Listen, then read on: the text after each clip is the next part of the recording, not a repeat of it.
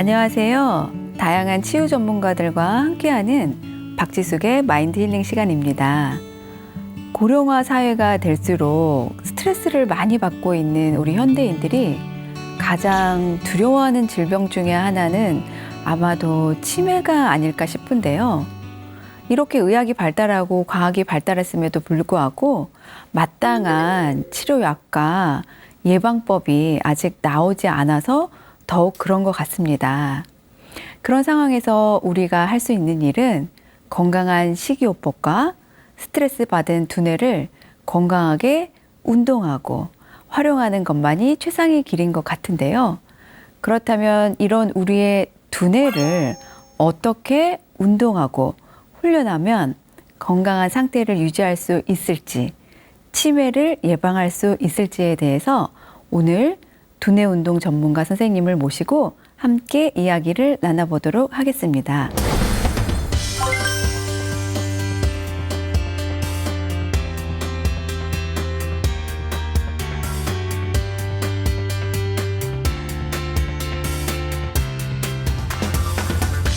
노인성 치매는 말 그대로 뇌의 노화가 시작되면서부터 일어나는 일들이라고 볼 수 있어요. 나이가 들면서 뇌 세포들은 이제 계속 사라지게 되거든요. 지금 이 순간에도 제 뇌 세포들이 하나씩 사라지고 있을 텐데요. 100, 97, 97, 94, 94, 91, 91, 88, 88, 85, 70. 70. 네. 어머, 근데 저는 손가락이 똑같아져 버렸어요. 아, 저는 나가서 멍 때립니다. 이런 말씀들을 많이 하세요. 네. 근데 멍 때리는 거는 어떻게 생각하시나요? 뇌에서 이것들을 활동한 에너지가 떨어졌다는 신호거든요. 휴식이 필요하다는 신호기 때문에 그때는 잠깐 쉬어주는 시간들이 이제 필요한 거고요. 두뇌를 좋게 만들기 위해서 나쁜 것들을 빼주시는 게 필요하거든요. 그 중에 첫 번째는 핸드폰이라고 볼 수 있는데요. 뭐니 해도 핸드폰이군요. 네, 핸드폰은 사실 안녕하세요, 선생님. 반갑습니다. 간단하게 자기소개 부탁드립니다. 안녕하세요. 어제보다 더 젊은 오늘을 만들어주는 두뇌 운동을 소개시켜드릴 두뇌 운동 전문가 유영이라고 합니다. 아, 어제보다 오늘을 더 젊은 두뇌를 만들어주신다. 아, 정말 흥미로운 얘기인데요. 네. 혹시 그러면은 그 두뇌 운동이라는 것이 우리 흔히 뭐 바둑도 두고 뭐 이렇게 운동도 하고 뭐 이런 거 하시잖아요. 네. 그런 것과 비슷한 원리일까요? 고스톱도 치고 뭐 이러는데? 두뇌를 사용한다는 점은 같은 맥락이라고 볼 수 있는데요. 저희가 몸을 움직임으로써 두뇌에 직접적인 자극을 주는 운동의 형태로 네. 고스톱이나 게임처럼 사고만 하는 것과는 좀 다른 형태라고 볼 수 있어요. 아, 네.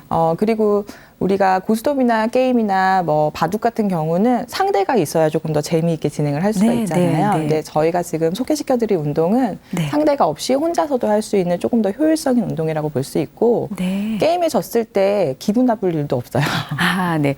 그러면은 이제 혼자서 어떤 두뇌를 운동을 함으로써 치매를 예방할 수 있다 이런 얘기 같은데요. 네, 치매 중에 이제 저희가 바라보는 거는 노인성 치매를 이제 얘기를 하는데 노인성 치매는 말 그대로 뇌의 노화가 시작되면서부터 일어나는 네. 일들이라고 볼 수 있어요. 그럼 뇌가 노화가 되지 않게끔 우리가 어떠한 영향력을 펼칠 수 있는 건 아니고 그 노화가 천천히 올 수 있게끔 네. 천천히 받아들일 수 있게끔 진행하는 거라고 보시면 좋을 것 같아요. 네. 우리 일반 시청자들을 비롯해서 저도 사실 노화라고 하면 어떤 육체적인 노화만 생각을 했었는데 우리 두뇌에도 같이 노화를 한다는 말씀이시군요. 네, 나이가 들면서 뇌 세포들은 이제 계속 사라지게 되거든요. 지금 이 순간에도 제 뇌 세포들이 하나씩 사라지고 있을 텐데요. 죽은 뇌세포를 다시 살릴 수는 없지만 네. 저희가 어떠한 자극을 주었을 때 옆에 있는 뇌세포들이 방금 죽은 세포들이 해야 할 일을 대신해 줄 수가 있습니다. 아, 네. 이게 바로 이제 신경 가소성의 원리라는 거고 몸의 운동을 통해서 두뇌 운동을 할 수 있는 원리라고 볼 수 있어요. 아, 그럼 선생님, 그 신경 가소성의 원리가 무엇인지 조금만 더 구체적으로 얘기해 주실 수 있을까요? 쉽게 생각을 하면 제가 이렇게 오른손을 움직이려면 네. 왼쪽 두뇌에서 운동신경에 명령을 전달을 해서 움직일 수가 있어요. 네. 근데 해당하는 영역에 뇌세포가 죽게 되면 이 움직임에 대한 명령을 내리지 못하거든요. 네. 근데 이거를 명령을 내리게끔 계속 내가 인지를 하거나 명령이 그 사고가 들어왔을 때는 옆에 있는 세포들이 시냅스라는 것들을 구성을 하면서 손을 움직일 수 있게끔 대신 일처리를 해주게 되는 거라고 보시면 되고 네. 이것들을 지속적으로 사용을 해주었을 때 그 죽은 뇌세포가 하는 일들을 옆에 있는 아이들이 대신 해주는 거라고 보시면 되세요. 그러면 이제 바꿔 얘기하면 의도적으로 어떤 외부의 자극을 좀 더 긍정적으로 준다, 뭐 이런 얘기인가요? 네, 맞습니다. 그런 것들이 가능해지는 게 지금 현재 재활치료에서 사용하고 있는 원리랑 네, 같은 네. 거라고 보시면 되세요. 아, 네네. 그러면 선생님 정말 궁금해요. 네. 어떤 운동법을 오늘 소개해 주실 건가요? 오늘 제가 소개해드릴 운동법들은 가정에서 간단하게 할 수 있는 형태의 것들이라고 생각하시면 좋을 것 같고요. 특별한 장소나 도구들이 필요하지 네. 않고 앉은 자리에서도 할 수 있는 운동이에요. 네. 첫 번째로 소개해드릴 운동은 손가락을 이용한 운동들인데 아마 지난 시간에 손가락 접기는 배워보셨을 네, 거예요. 네, 네. 예. 하나씩 왔다 갔다 이게 교차로 진행을 하는 건데 이것들은 양손을 사용을 해야 하기 때문에 좌뇌 우뇌를 서로 협응을 하게끔 만들거든요. 네. 근데 여기에 저희가 조건을 하나 더 붙이게 되면 전두엽에서 이 조건 처리를 해야 하기 때문에 조금 더 심화된 자극을 줄 수가 있어요. 네. 예를 들면 우리가 숫자를 1, 2, 3, 4 세는 거는 굉장히 쉽고 그렇죠. 이렇게 쉬운 건 뇌에서 자극으로 치부하지 않거든요. 네. 그런데 저희가 만약에 숫자를 100에서 30 빼면서 생각을 해보시면 그거는 조금 생각을 더 해보셔야 할 거예요. 그렇죠. 계산을 네. 하니까. 네. 그래서 100, 97, 네. 94, 91, 아. 88, 85 이런 식으로 30 네. 내려가는 것들을 생각을 하시는데 네. 그때 손가락 운동을 같이 해주시는 겁니다. 아, 네. 그러니까 머릿속으로는 계산을 하고 손가락으로는 같이 훈련을 하고 그러니까 네. 동시에 같이 멀티로 훈련을 하는 거네요. 네, 그래서 조금 더 심화된 자극을 뇌에 전달을 하고 네. 뇌는 그 자극들을 처리하기 위해서 네. 계속 이제 신경세포를 만들어 나가겠죠. 아, 그럼 선생님 잠깐만 이제 시범을 천천히 한번 보여주시겠어요? 네, 일단 네. 시작할 때 오른손 엄지를 접어주시고요. 오른손 엄지를 접어주고 네. 네. 여기에서부터 하나씩 접어갈 건데 네. 자, 숫자를 100부터 시작을 하겠습니다. 아, 그러면 그건 소리를 내지 말고요. 입으로 얘기하면서 하셔도 좋아요. 아, 네네. 100, 100, 97, 97, 94, 94, 91, 91, 88, 88, 85, 85, 82, 82, 79, 79, 76, 76, 73, 73, 70. 70. 네. 어머, 근데 저는 손가락이 똑같아져 버렸어요. 그래서 이게 오른손과 왼손이 네. 같이 움직이게 되는 것들은 아. 오른쪽 뇌, 왼쪽 뇌 중에 조금 더 우세한 아이를 따라가 버리기 때문이에요. 아, 네. 그래서 우리가 요거를 각자 따로따로 명령을 내리면서 네. 조건, 계산에 대한 조건도 처리하면서 하기 때문에 조금 더 어려운 방법이라고 볼 수 있어요. 선생님 첫 번째 운동만 따라 했는데도 정말 왠지 뇌에 자극이 정말 팍팍 일어나는 것 같아요. 네. 보통은 좀 이런 미세한 조정들이 어려운 경우에 이제 치매를 겪으시는 분들이 인지나 뭐 네. 기억력이나 이런 것들에 이제 어려움을 겪으시거든요. 근데 이렇게 미세 적응이나 뭐 조건 처리에 대한 것들을 지속적으로 훈련을 해주시면서 네. 인지에 대한 부분들이나 기억력 개선에 효과를 줄 수가 있습니다. 아, 그러면 이 운동을 우리 아이들과 함께 해도 도움이 될까요? 굉장히 좋은 운동이라고 추천을 해드리고 싶어요. 네. 보통 아이들이 요즘에 집중력 문제를 굉장히 많이 호소하고 네. 있고 게다가 온라인 학습을 하면서 집중력이 더 저하되는 맞아요. 네, 고민들을 많이 네. 하세요. 근데 이제 그런 경우에 이렇게 복합적으로 전두엽을 사용해야 하는 운동들은 전두엽의 기능을 더욱 활성화시키고 집중을 조금 더 잘하고 더 길게 유지할 수 있게끔 만들어준다고 네. 보시면 됩니다. 아니, 저희 지인들의 얘기를 들어보니까 요새 온라인 수업이 많이 늘어나고 있잖아요. 네. 그러다 보니까 선생님인 지인의 얘기를 들어보니까 아이들이 정말 온라인 수업을 듣다가 밖에 나가서 간식도 먹고 엄마랑 대화도 하고 막 잠깐 사라지고 막 이런다고 하더라고요. 네. 그 앉아있는 시간 동안에 사실 컴퓨터를 통해서 모니터를 통해서 네. 일반적인 자극이 들어오기 때문에 사실 집중을 유지하는 데 어려움을 느끼고 그것들이 반복되면서 더 집중의 시간이 짧아지고 있어요. 그래서 네. 이런 자극을 주는 훈련들을 계속 해주신다면 특히 학습 전에 시작을 해주신다면 네. 훨씬 더 수월하게 아. 학습에 임할 수 있을 것 같아요. 아, 그러면은 우리 어머니들이 아이들의 온라인 수업 전에 요 운동 팁을 같이 배워두셨다가 네. 한 뭐 2, 3분이라도 같이 한번 훈련하고 그다음에 수업에 임하면 좀 더 집중력이 훨씬 효과적이겠네요. 네, 맞습니다. 수업 전에 집중을 조금 끌어올릴 수 있게끔 자극을 주고 시작을 한다면 훨씬 더 양질의 수업이 가능할 것 같아요. 아,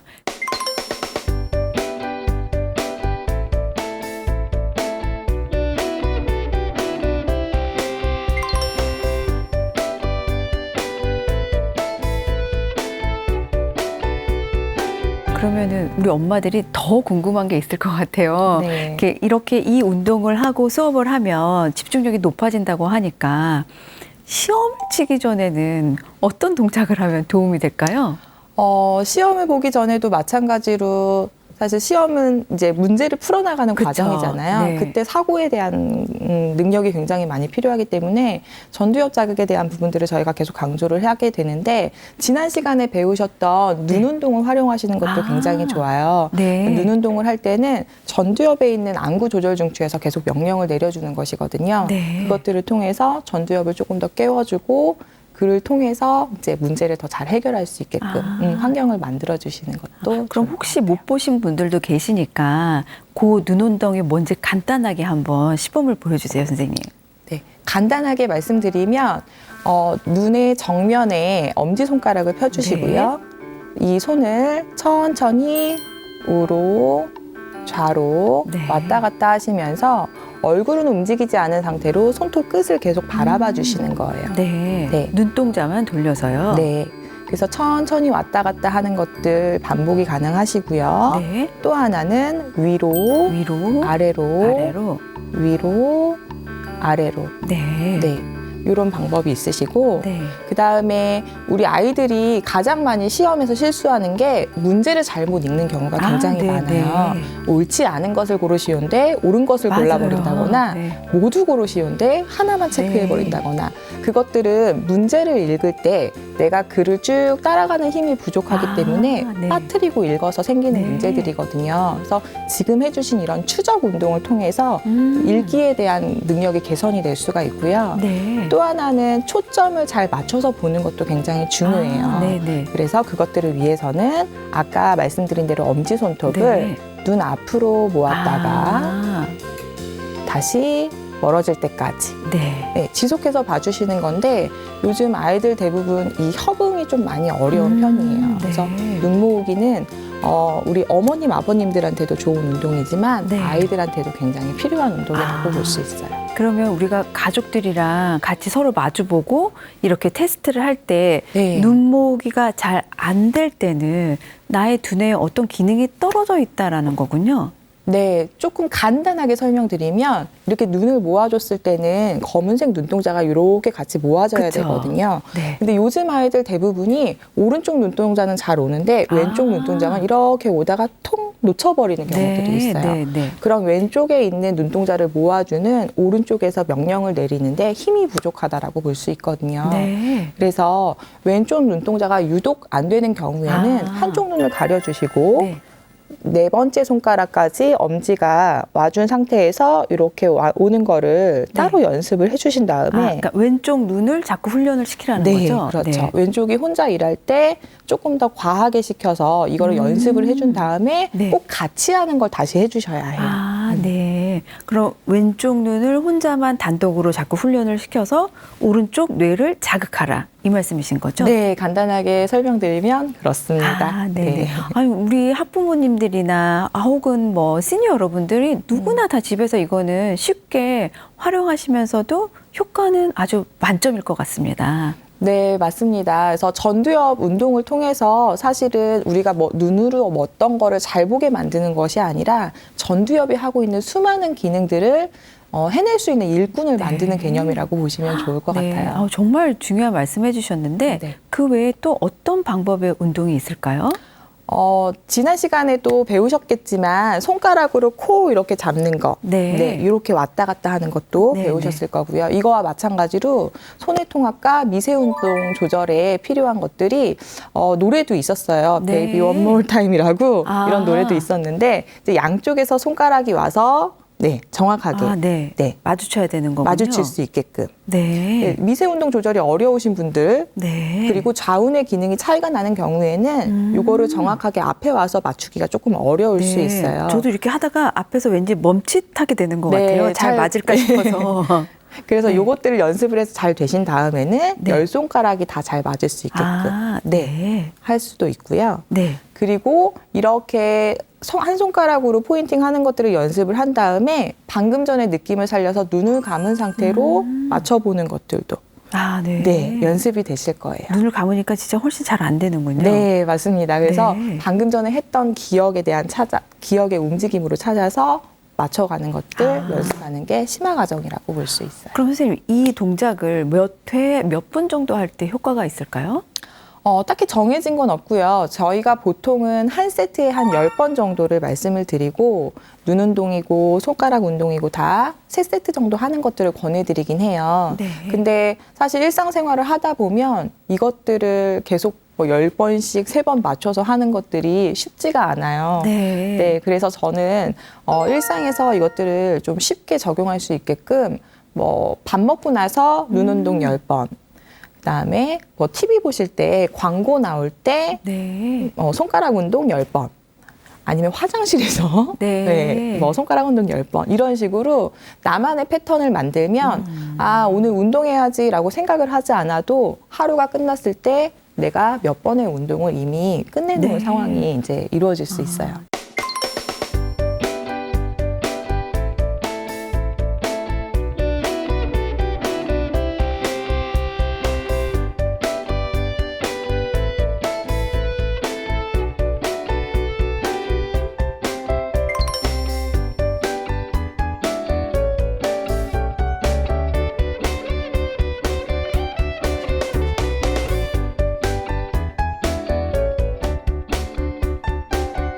사실 우리가 뭐 조금만 이렇게 여유 시간이 생기더라도 습관적으로 핸드폰을 보잖아요. 네. 화장실에 가더라도 핸드폰을 들고 가시는 분들이 많으실 텐데 핸드폰을 보는 건 사실 우리 두뇌에 두뇌를 이렇게 운동을 하거나 젊게 만드는 행위가 아니라 반대의 행위 같아요. 네, 지금 제가 두뇌를 좋게 만드는, 두뇌를 네. 건강하게 만드는 좋은 것들을 소개를 해드렸다면 두뇌를 좋게 만들기 위해서 나쁜 것들을 빼주시는 게 필요하거든요. 그 중에 첫 번째는 핸드폰이라고 볼 수 있는데요. 뭐니 해도 핸드폰이군요. 네, 핸드폰은 사실 우리가 두뇌가 휴식을 해야 되는 시간에도 목적 없이 네. 계속 사용을 하게 하면서 뇌를 쉬지 못하게 만드는 주범이라고 볼 수 있어요. 빛자극도 굉장히 강하기도 하고요. 일반적인 자극들은 우리 뇌가 인지하지 못하는 상황에 거기에 빠져들게 만들고 있거든요. 네. 그래서 핸드폰 사용하는 시간을 조금 더 줄여주시고 그 시간에 밖에 나가서 바깥바람을 쏘이면서 호흡을 하신다거나 명상을 해보신다거나 그냥 가만히 눈 감고 앉아있는 것들도 네. 눈뿐만 아니라 뇌를 쉬게 해줄 수 있는 휴식 활동이라고 볼 수 있습니다. 네. 우리의 두뇌를 긍정적으로 건강하게 운동도 해야 되지만 네. 반면에 또 두뇌를 휴식해줘야 된다라는 말씀인 것 같습니다. 네. 선생님, 저 지금 궁금한 게 생각이 났는데 네. 우리 흔히 요새 뭐 멍 때리기 대회도 있고 네. 멍을 때린다는 말들을 자주 하시잖아요. 네. 근데 직장인들이 너무나 이제 힘들고 머리가 아프다 보니까 가끔씩 어떻게 휴식을 취하세요 하면 저는 나가서 멍 때립니다. 이런 말씀들을 많이 하세요. 네. 근데 멍 때리는 거는 어떻게 생각하시나요? 두 가지 개념으로 볼 수가 있을 것 같은데요. 일단 업무를 하다가 아니면 학생들이 학습을 하다가 중간에 자꾸 집중이 안 되고 멍 때리고 있는 상황들은 네. 그만큼 내가 내 뇌에서 이것들을 활동한 에너지가 떨어졌다는 신호거든요. 휴식이 필요하다는 신호기 때문에 그때는 잠깐 쉬어주는 시간들이 이제 필요한 거고요. 두 번째로는 본인이 그 스트레스에 시달리다가 업무 강도에 시달리다가 밖에 나가서 멍 때리고 옵니다는 그 휴식을 실천하는 개념으로 보실 수도 있을 것 같아요. 그러니까 선생님 말씀은 나도 모르게 멍이 때려지면 네. 이거는 너의 머리가 두뇌가 너무 과부하가 됐으니까 지금 이제 쉬어줄 타이밍이야 하는 신호로 알아들으라는 거고 두 번째 내가 이제 의도적으로 멍을 때리는 것은 과부하된 나의 두뇌를 좀 가끔씩은 쉬어줘야 할 필요가 있다. 뭐 이런 얘기이신 거죠? 네, 정확하십니다. 네네네. 그럼 선생님, 그 외에 또 우리가 일상생활에 유용하게 활용할 수 있는 운동법은 어떤 게 있을까요?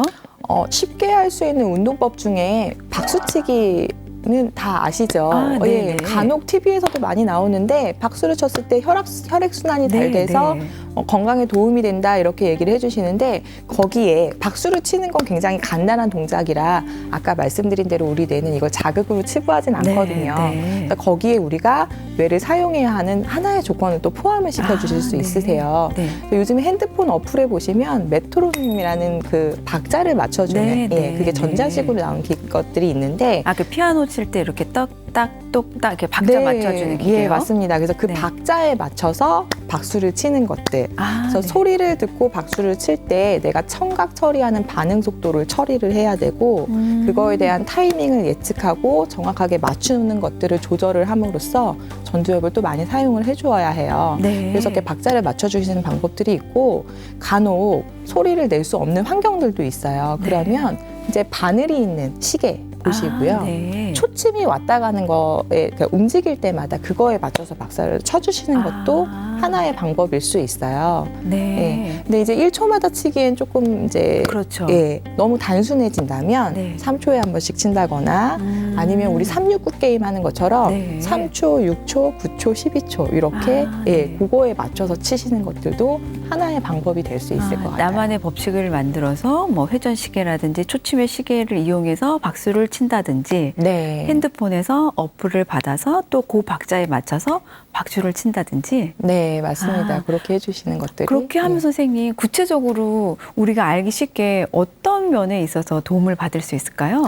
그러니까 노인성 치매를 겪으시는 분들 대부분 진압력에 대한 부분들의 어려움을 겪으시고요. 그리고 인지나 기억력에 대한 어려움들을 겪으시게 되는데 이렇게 사용하는 것들은 제가 전두엽에 대한 말씀을 계속 드렸지만 전두엽 혼자만 단일하게 일을 하는 것들은 아니거든요. 그래서 지속적으로 뇌에 어떠한 자극들을 처리하게 일을 줌으로써 일꾼이 생겨나게 되고 기억력에 대한 개선이나 아니면 진압력에 대한 이해 특히 박자를 맞추는 거 리듬감에 대한 부분들은 노인들이 될수록 조금 더 어려워하세요. 그래서 이런 것들을 통해서 박자감이나 리듬감이 개선이 되면 운동 조절에도 영향을 줄 수가 있습니다. 그래서 보행이나 이런 문제에 어려움이 있으신 분들은 이런 것들을 통해서 조금은 개선이 될 수 있는 효과를 보실 수 있으세요.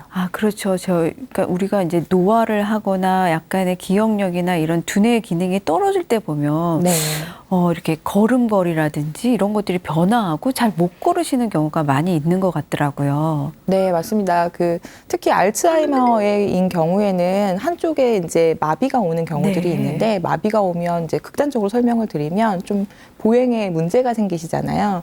근데 그 보행에 문제가 생겼을 때 그냥 걷기를 통한 재활만 하는 것들이 아니라 이렇게 두뇌를 자극해 줄 수 있는 그리고 좌뇌 우뇌에 대한 편향적인 자극을 줄 수 있는 것들을 통해서 보행에 대한 개선을 꾀할 수가 있고 실제 방금 제가 설명드린 그 박자에 맞춰서 리듬에 맞춰서 이제 처리하는 운동 신경들을 계속 사용을 했을 때 알츠하이머셨던 분의 보행이 처음과 1년 후, 2년 후 점점 더 개선이 되어가는 모습들을 네. 제가 볼 수 있었어요. 네, 정말 사소한 운동 같은데 엄청난 영향을 미치는 거군요. 네, 그만큼 우리 뇌가 복잡하고 그렇죠. 네, 여러 부분에서의 처리들을 서로 되게 통합적으로 하고 있기 때문에 네. 하나의 자극들이 사실은 놓쳤던 부분이 결과적으로 큰 문제로 생기는 경우들이 있거든요. 그럼 하나하나를 잡아가서 결과적으로 좋은 개선의 효과를 보실 수 있게끔 만들어주는 거예요. 네, 지금 말씀 주신 이렇게 박수치기 훈련은 우리 아이들이랑도 집에서 간단하게 재밌게 또 해볼 수 있을 팁 같아요. 네. 네, 선생님께서 어떤 사례로 혹시 이 박수치기라든지 이런 사례로 아이들이 개선된 예가 있을까요? 실제로 저희 같은 경우에는 네. 아이들 중에 이제 집중력 문제로 오는 친구들이 많은데 네. 집중력이라고 해서 앉아서 계속 이제 뭐 연습을 하는 거, 뭐 엉덩이 힘을 길러줘야 된다 이런 말씀을 많이 하세요. 그래서 그렇죠. 앉아 있는 연습을 통해서 집중력이 좋아지는 게 아니라 이런 친구들 대부분 어떠한 체크를 해보면 네. 박자감에 대한 부분, 리듬감에 대한 부분이 저하되어 있는 경우들이 네. 많아요. 그래서 네. 이런 훈련들을 통해서 아이들이 어느새 느끼지 못하는 어느새 노래를 잘하게 됐다거나 피아노를 칠 수 있게 되었다거나 하시는 얘기들을 하는데 그거 자체로의 효과가 아니라 사실은 그것들을 학습할 수 있는 집중력이 좋아지고 있는 네. 결과로 보여지고 있어요. 우리 사실 학부모들이 아이들에게 막 집중해라, 끈기를 가지고 막 30분이라도 꾸준히 앉아 있어라 막 이렇게 강요를 하는데 네. 사실 뭐 피아노, 태권도 이런 사교육만 열심히 할 게 아니라 두뇌도 우리가 방법을 알고 구체적으로 훈련을 해야겠네요. 네, 맞습니다. 두뇌는 계속적으로 발전할 수 있는 것이고, 어느 어머님들 같은 경우에는 뭐 몇 살이 되면 두뇌의 그 발달이 멈춘다, 네. 성장이 멈춘다 이렇게 생각을 하는데 아까 말씀드린 신경 가소성의 원리에 의해서 우리가 꾸준히 개발하고 사용을 해준다면 더욱더 기능이 활성화될 수 있고 노화를 늦출 수도 있습니다.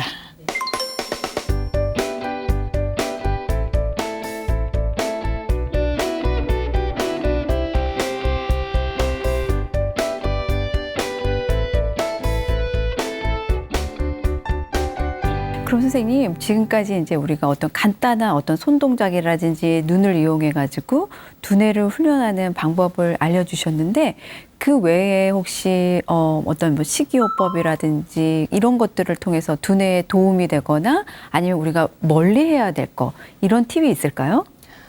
두뇌에 도움이 되는 자극을 주어서 두뇌의 기능을 올렸다면 두뇌에 그러니까 좋지 않은 영향을 주는 것들을 빼주는 게 필요한데 식이에서 가장 중요한 것들이 밀가루, 우유, 탄수화물을 포함한 많은 당이 들어간 음식들이 네. 대표적이라고 볼 수 있어요.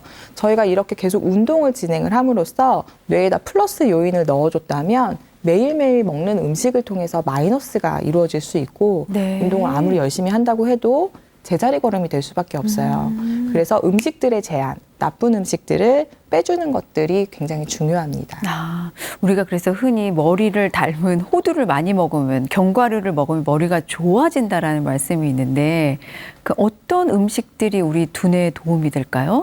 네, 견과류를 얘기를 하는 것들은 견과류에 오메가3 지방산이 많이 네. 들어있기 때문에 우리 뇌에 필요한 좋은 지방이어서 얘기를 하는 건데요. 우리 뇌는 60% 이상이 지방으로 구성이 되어 있어요. 그래서 지방을 어느 정도 섭취해 주시는 것들이 굉장히 중요합니다. 근데 대부분은 지방에 대해서 좀 부정적인 입장이 있죠. 많죠. 네. 비만도 문제가 되고요. 고지혈증에 대한 성인병 문제들도 있는데 뇌를 구성하고 있는 물질이 부족하게 되면 그만큼 뇌에서의 에너지원으로 사용할 수 있는 것들이 부족해지기 때문에 지방을 좀 잘 먹어주셔야 되는데 견과류에는 생각한 것보다 오메가3가 그렇게 많이 들어있진 않아요. 네. 그래서 좋은 지방을 섭취를 해주시는 것들이 중요하고 그 좋은 지방에는 코코넛 오일, 아보카도 오일 네. 뭐 이런 것들이 있으세요.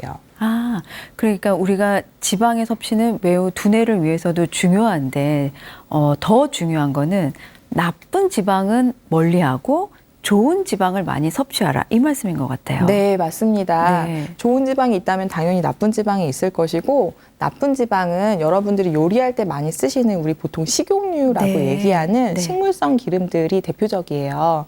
이 기름들을 이제 짜려면 굉장히 고온에서 볶아주어야 하거든요. 네. 근데 식물성 기름은 고온에서 볶아졌을 때 산화가 되기 쉽습니다.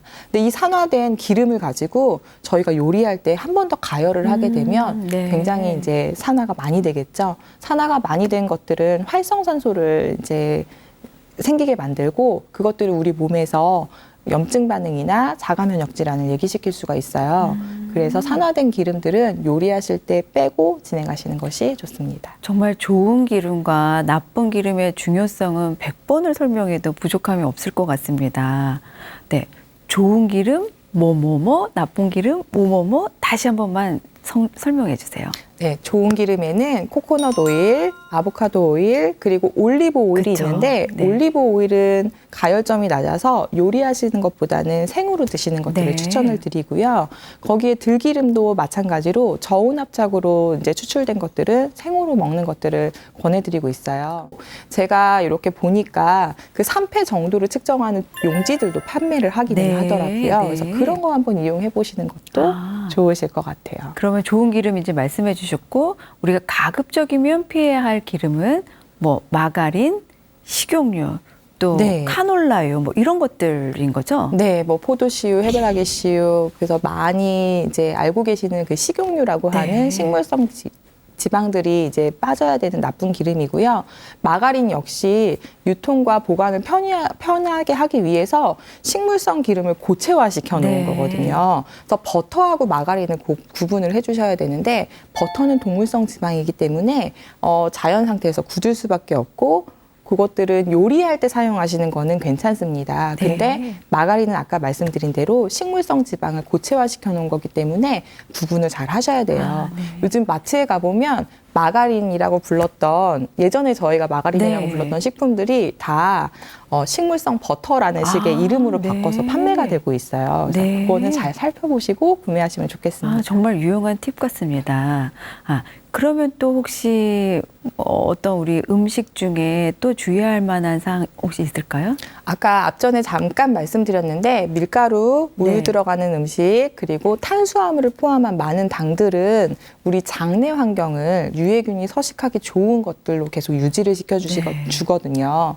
그래서 밀가루에 들어있는 글루텐 단백질, 우유에 들어있는 카제인 단백질 그리고 탄수화물을 포함한 당. 네. 당은 어떤 건지 아시죠? 네, 예, 네. 우리가 보통 설탕이라고 얘기하는 당들을 얘기를 하는데 이것들을 제한하는 시기가 굉장히 중요합니다. 네. 실제로 이런 것들이 많이 노출이 되었다가 제가 말씀드리는 방법대로 제한을 하셨을 때 한 달 만에 뭐 피부에 뾰루지가 들어가신다거나 네. 살이 좀 빠지신다거나 속이 좀 편해지셨다라고 아. 얘기하시는 분들이 많이 있으시고요. 그리고 뭐 설사라든지 변비라든지 이런 증상에 대한 개선들이 좀 훨씬 더 좋아졌다 얘기하시는 네. 분들도 훨씬 많으세요. 지금 우리가 이제 피해야 할 음식들 중에는 가만히 들어보니까 사실 어떤 중독성을 일으키는 요소들이 많은 것 같아요. 당이라든지 탄수화물 이런 거는 또 밀가루 이런 것들은 네. 한번 저희가 맛을 보면 정말 끊을래야 끊을 수가 없잖아요. 그래서 습관적으로 자꾸 찾게 되는데요. 네. 그래서 제가 식이에 대한 부분들을 제안을 드렸을 때 대부분은 네. 이제 그거 안 먹고 어떻게 살아요? 그럼 먹을 게 없어요. 라는 얘기를 많이 하세요. 근데 이거를 100% 안 먹고 살 수는 없고요. 그래서 제가 처음에 제안을 드릴 때는 주중에는 먹되 주말에는 네. 피하고 그것들이 익숙해지게 되면 하루 걸러 하루씩 먹다가 네. 주중에 안 먹고 주말에 한두 번 치팅데이 때 이렇게 소량으로 먹는 것들을 추천을 드려요. 네. 그래서 한 번에 이것들을 100% 실행을 하려고 하다 보면 작심삼일이 그렇죠. 되기가 쉬워서 너무 괴로워질 것 같아요. 네. 그래서 이것들을 차츰차츰 점진적으로 줄여가는 네. 그런 생활 패턴을 익숙하게 하게 되면 한 달 정도 지났을 때 원래 먹던 양의 50% 이상이 줄어들게 돼요. 네, 우리가 식이요법만 바꿔도 두뇌가 건강해진다. 그래서 역시 이제 식이요법을 바꾸면 가장 첫 번째로 장이 좋아질 거고 장이 제2의 뇌라고 하는 말이 맞군요. 네, 맞습니다. 장내 환경이 좋지 않은 경우에는 그곳에서 생겨난 독소들이 뇌에 가서 염증 반응을 만들기 때문에 뇌의 기능이 저하되는 아주 나쁜 요인이라고 볼 수 있거든요. 그래서 먹는 것들의 관리가 사실은 무엇보다도 중요하다고 볼 수 있어요.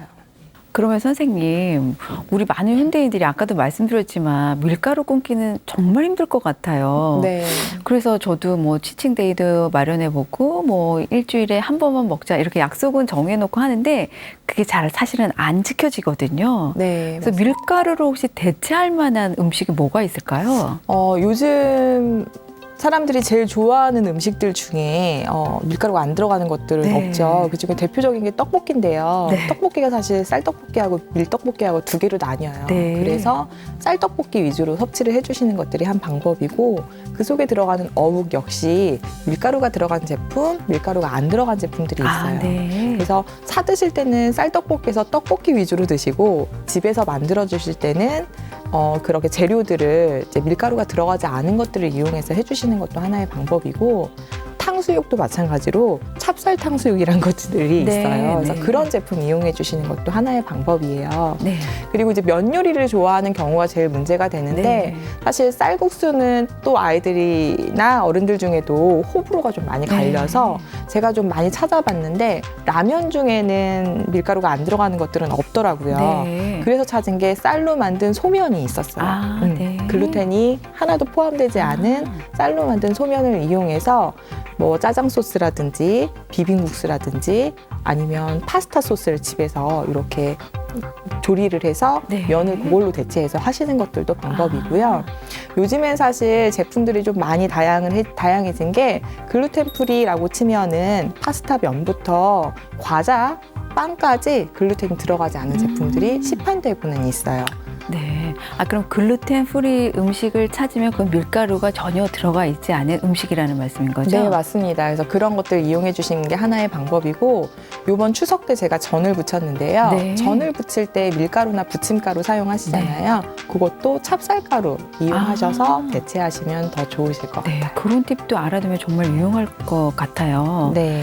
근데 이제 떡볶이 같은 거 할 때는 사실 이제 쌀떡볶이를 먹어도 제 입맛에는 너무 달더라고요, 다들. 네, 맞아요. 네, 시중에서 파는 게 이제 슈가, 설탕이 많이 들어있어서 또 그게 문제일 것 같은데요. 네, 그래서 그런 경우라면 집에서 조리를 하실 때 설탕 대신 프락토 올리고당으로 당을 좀 대체를 해서 사용하시는 것들이 좋고요. 네. 프락토 올리고당은 이제 장내에서 좋은 균의 먹이가 되는 유일한 식이섬이라고 보실 수 있어요. 그래서 마트에 판매하시는 제품들 사서 드시는 것들을 제가 추천을 드리고 있습니다. 그럼 프락토 올리고당 같은 거는 설탕을 대체할 수 있는 음식이군요. 네, 저는 집에 설탕이 없고요. 프락토 올리고당 하나로 모든 단맛을 대처를 하고 있어요. 그럼 그거는 조금 많이 먹어도 상관없나요? 사실 당이 많아지는 것들은 장에서 뭐 좋은 균에 아니면 나쁜 균에 먹이가 되는 것들 때문에 문제가 되기도 하지만 당이 많아졌을 때 당화작용이라는 것들이 일어나면서 뇌에서의 기능 문제를 야기시킬 수가 있어요. 그래서 당은 어쨌든 일일 섭취량을 어느 정도 제한을 해주시고 예, 조절을 해주시는 게 필요합니다. 뭐 당이 됐던 밀가루가 됐던 본인의 조절 능력이 정말 필요할 것 같습니다. 네, 굉장히 중요한데요. 사실 과자 같은 것도 한 봉지 뜯으면 습관적으로 다 먹게 되잖아요. 네. 그래서 제가 사용하는 방법은 저희 아이한테 제가 사용을 네, 하고 네. 있는데 어떠한 간식이나 무엇을 샀을 때 그걸 뜯어서 몇 개 먹을 건지 소분을 해놓고 남은 것들은 지퍼백에 보관을 하게끔 해요. 네. 근데 이게 어른들도 마찬가지인 게 그냥 앞에서 한 봉지를 뜯어서 무의식결에 맞아요. 다 먹어버리는 네. 것보다는 먹을 만큼 덜어놓고 나머지는 보관을 했다가 네. 다음번에 먹는 식으로 한다라면 섭취량을 줄일 수가 있는 거죠.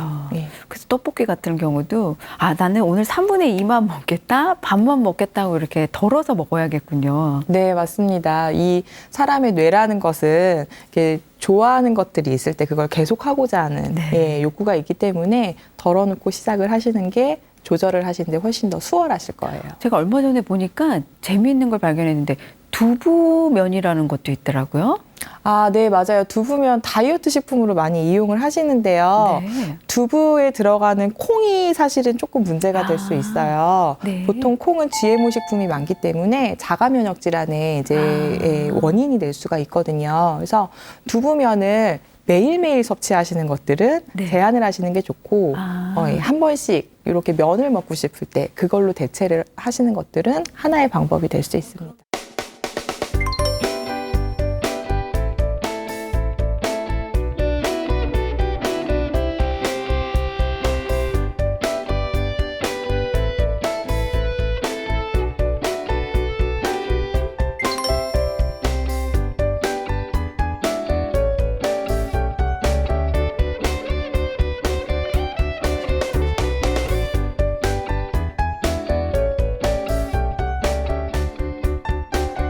선생님, 그러면 그 스포츠 운동들도 많이 하시잖아요. 네. 우리가 흔히 생각할 때 운동도 사실은 두뇌에 많은 도움이 된다라고들 알고 계세요.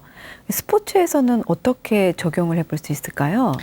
네, 물론 일상에서 하시는 여러 종목들의 스포츠들을 실제로 운동으로 접하셨을 때 우리 뇌를 계속 사용해 줘야 하기 때문에 그것들 역시 뇌 건강에 도움을 줄 수는 있는데요.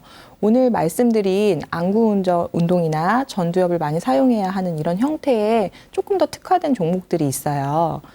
예를 들면 우리가 추적을 잘 할 수 있게끔 아까 안구 운동을 했잖아요. 이걸 내가 생각하지 않았지만 그 운동을 함으로써 실행해질 수 있는 것들의 대표적인 게 배드민턴이나 네. 탁구, 테니스처럼 작은 공이 빠르게 왔다 갔다 하는 형태의 운동들이에요. 이때 우리 눈은 계속 공이 왔다 갔다 하는 것들을 계속 네. 지켜봐 주어야 하고 네. 공이 날아오는 타이밍을 예측을 해서 네. 정확한 시간에 손을 뻗어서 공을 쳐줘야 하는 네, 네. 복합적인 동작이 될 수 있는 거죠. 네. 아, 그렇게 함으로 해서 그것도 두뇌 활동에 도움이 된다. 네, 맞습니다. 그래서 보통 아이들 중에나 아니면 이제 노인들 중에 운동 조절이 쉽지 않은 친구들은 사실 걸거나 뛰면서 어떠한 공을 처리를 하는 것들이 쉽지 않을 수가 있는데요. 이때 테니스나 탁구나 배드민턴은 다리와 손의 움직임이 이제 각자 진행이 될 수 있는데 혹시 축구나 농구처럼 좀 빠른 속도로 뛰면서 하는 것들은 부상의 위험을 줄 수가 있어요. 네. 그래서 밸런스나 운동신경이 조금 좋지 않은 경우에 특히 이렇게 구기 종목들을 활용하실 때 라켓을 활용하는 형태의 운동 먼저 시작하시는 게 훨씬 더 좋습니다. 그럼 선생님, 흔히 우리가 하는 걷기나 뭐 등산 이런 운동은 어떨까요? 걷기와 등산 두 운동 다 사실은 코어 근육과 호흡을 통해서 두뇌에 좋은 영향을 줄 수 있는 형태의 운동인데요. 제가 요즘에 자주 목격하는 게 지하철 타고 이렇게 왔다 갔다 하다 보면 네. 어르신들이 자꾸 계단을 거꾸로 내려가고 계세요. 네. 네. 그중에는 이렇게 손잡이를 잡고 가시는 분들도 계신데 천천히 한 걸음씩 뒤로 내려가시는 것들을 보았을 때 굉장히 마음이 조마조마해요. 네, 너무 위험하죠. 네, 사실 자칫 잘못하면 큰 부상으로 이어질 수가 있어요. 뒤로 걷는 것은 우리가 평소에 사용하지 않는 근육들을 사용하게 네. 하기 때문에 사실 좋은 자극이 될 수 네. 있지만 계단에서 하는 것들은 너무 위험천만한 활동이라고 네. 볼 수 있어요. 그러면 뒤로 걷는 활동은 도움이 되는데 계단에서는 하지 마라. 그럼 어디에서 뒤로 걷기 훈련을 하면 좋을까요? 뒤로 걷기 같은 경우에는 사실 그 보조자가 있을 경우에 하시는 네. 거 훨씬 좋으시고요. 평지에서? 그래서, 네, 평지에서 손을 잡고 한 분은 뒤로, 한 분은 앞으로 그렇게 왔다 갔다 하시면서 진행을 하시거나 아니면 낮은 산을 등산을 하실 때 그럼 약간의 경사가 있는 곳에서 또 뒤로 걷기가 네, 도움이 네. 될 수는 있거든요. 근데 이 역시 마찬가지로 혼자 하시는 것들은 굉장히 위험합니다. 네. 아, 선생님, 그 아까 코어 근육 말씀하시니까 생각이 나는데요. 네. 우리 흔히 이렇게 한쪽 다리를 들고 한쪽 다리로 서 있는 연습들을 많이 하잖아요. 네. 이 동작은 어떤 데 효과가 있을까요? 한쪽 다리로 서 있는 것들은 우리가 두 발로 서 있을 때보다 중심을 잡기에 훨씬 더 어려운 환경을 만들어주는 네, 거예요. 그래서 네. 한쪽 다리로 서 있게 되면 몸의 흔들림이 훨씬 더 많아지고 이것들은 우리 손해하고 전정신경계에서 몸이 넘어지지 않게 중심을 잡으려고 네. 계속 일을 하게끔 만들어주는 하나의 자극이 될 수 있어요. 그래서 넘어지는 것들에 대한 위험만 우리가 배제를 시킬 수 있는 상황이라면 한 발 서기 연습 그리고 한 발 서기가 어려운 경우에는 두 발을 일자로 만들어서 서 있는 연습 그리고 한 발 서기가 이제는 쉬워졌다 하면 방석 같은 것들 아니면 베개 같은 것들을 밑에 놓고 그 위에서 조금 더 평평하지 않고 조금 더 안정감이 없는 상태에서 중심을 잡는 연습을 하시는 것들이 조금 더 도움이 많이 될 수 있어요. 네. 그러면 그 한쪽 발로 잘 지탱하기 위해서 힘을 주니까 우리 어떤 속 근육, 코어 근육도 단련이 되고 균형을 잡기 위한 그 손에도 단련이 되고 일석이조일 것 같습니다. 네, 맞습니다. 그래서 평소에 사용하지 않던 근육들을 자극을 시켜주는 것 역시 두뇌에 자극이 되는 거고요. 코어 근육은 사실 우리가 계속적으로 중요하게 생각하는 근육이잖아요. 네. 그렇기 때문에 지속적으로 자극을 주어서 강하게 만들어주는 게 필요해요. 또한 밸런스를 자꾸 잡음으로써 우리의 손의 기능이 강화가 되어서 운동 조절에 대한 부분들이 훨씬 더 수월하게 진행될 수 있습니다. 그럼 선생님, 한쪽 다리로 이렇게 서 있는 동작은 한 몇 분 정도씩 서 있으면 도움이 될까요? 본인이 할 수 있는 정도까지 보시면 되는데요. 너무 오랜 시간 서 있는 것들은 또 불균형한 자세를 만들어줄 수가 있어요. 네. 그래서 저희가 보통은 한 30초에서 1분 정도 서 있을 수 있는지를 체크를 하고요. 그것들이 가능하다면 발을 바꿔서, 그리고 넘어지는 것들에 대한 위험이 없다라면 눈을 감고 해보시는 것들도 네. 하나의 방법입니다. 제가 그 동작을 한번 해보니까요. 저 같은 경우는 예를 들어서 뭐 오른발을 들고 쓸 때 아니면 왼발을 들고 쓸 때 이렇게 그날 컨디션에 따라서 어느 쪽에 잘 서질 때가 있더라고요. 그 네. 차이가 뭘까요? 컨디션의 영향을 굉장히 많이 받기도 하고요. 그리고 내가 중심이 되는 발, 주로 사용하는 우성인 발이 어느 쪽이냐에 따라서 네. 좀 달라질 수도 있고요. 그리고 무게 중심에 따라서도 달라질 수가 있습니다. 우리 몸은 이렇게 서 있을 때 내 무게 중심이 주로 어느 쪽에 가 있냐에 네. 따라서 그거에 반항하는 근육이 좀 더 경직이 되긴 하거든요. 그래서 그게 한쪽으로 무게 중심이 쏠려 있다면, 왼쪽이나 앞이나 뒤로 쏠려 있다면 해당하는 발이 아닌 쪽에서의 중심 잡는 게 조금 더 어려워질 수가 있어요. 네, 네.